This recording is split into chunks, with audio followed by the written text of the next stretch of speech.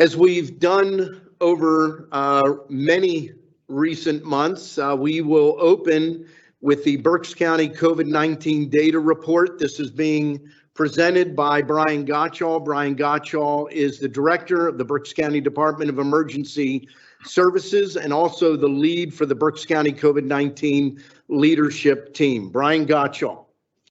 Good morning, Commissioners. Thank you. Yes, July 29th, we had originally anticipated that this may be the last of our delivery of these data reports, but I'll talk a little bit more about that at the end.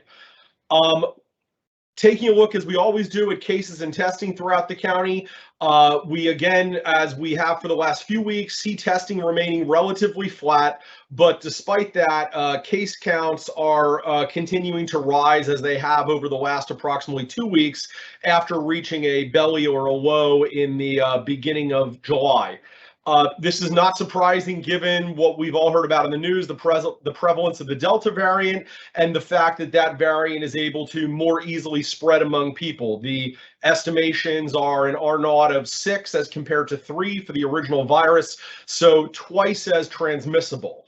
The good news is that it doesn't appear to be more significantly impacting of someone who does contract the virus, and it also appears to have a great deal of susceptibility to our vaccines, or said differently, that our vaccines continue to be very helpful in regard to that variant for those who are vaccinated.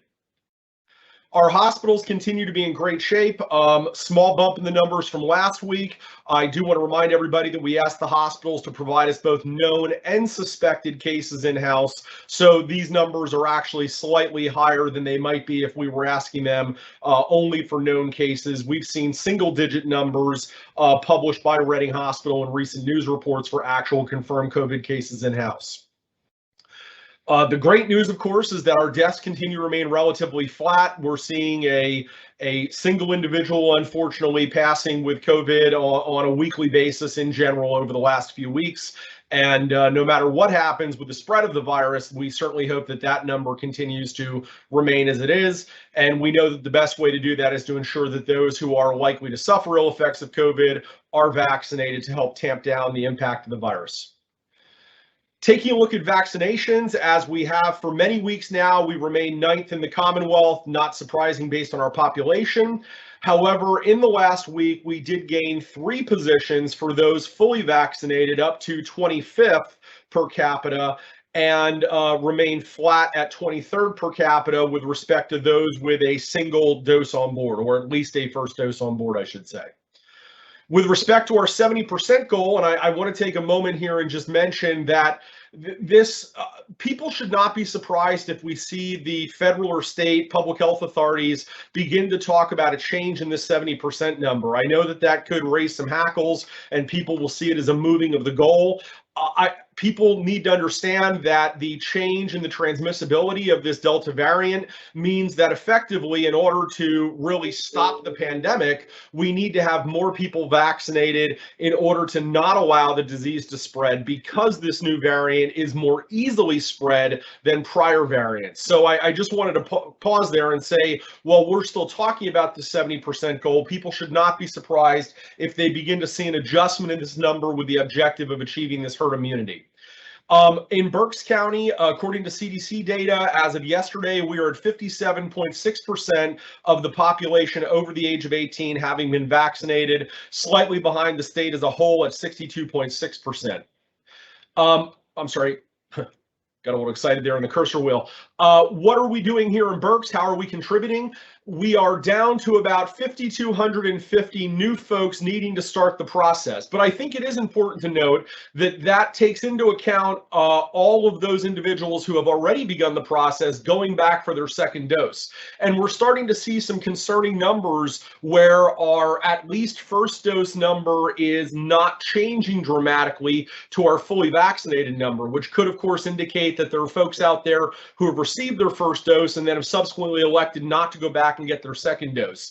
I think that all the science indicates that with respect to the messenger RNA vaccines, that are 2-dose vaccines, that second dose is really necessary to provide the level of protection that we're all looking for, and folks should really take the time, make the effort to go back and get that second dose of those vaccines that require it.